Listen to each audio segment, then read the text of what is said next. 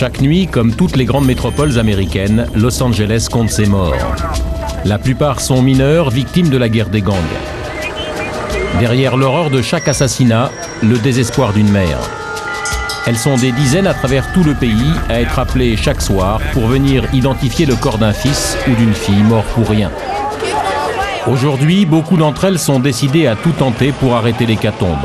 On les appelle les mères courage. Pico Liso, l'un des ghettos latino-américains de Los Angeles. Depuis plusieurs semaines, les gangs y ont déposé les armes.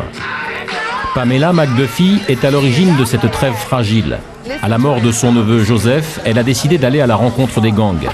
Longtemps seule dans son combat, Pamela est aujourd'hui soutenue par toutes les femmes de son quartier. Je viens ici tous les soirs. Ce sont les enfants de mes copines, vous savez. Je les connais tous. Alors j'essaie de faire quelque chose de productif, c'est-à-dire de parler avec ces gosses, d'essayer de savoir ce qui se passe dans leur tête.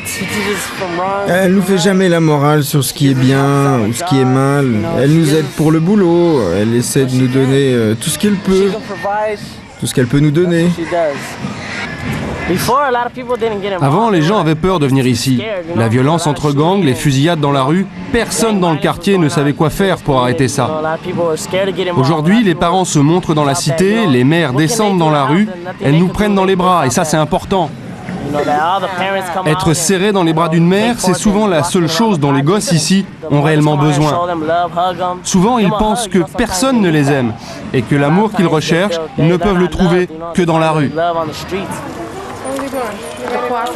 Bon, je vais peut-être vous faire rentrer, hein. J'ai pas très envie de faire du babysitting toute la nuit. La trêve est éphémère, Pamela le sait. Une voiture qui rôde, une provocation, et la violence peut reprendre à tout moment. C'est pas la peine que vous traîniez dans la rue. Regarde, il y a deux types d'un gang rival là qui traînent au coin de la rue. Ils font de la provoque. Je crois que tu devrais rentrer chez toi, sinon ça risque de mal finir.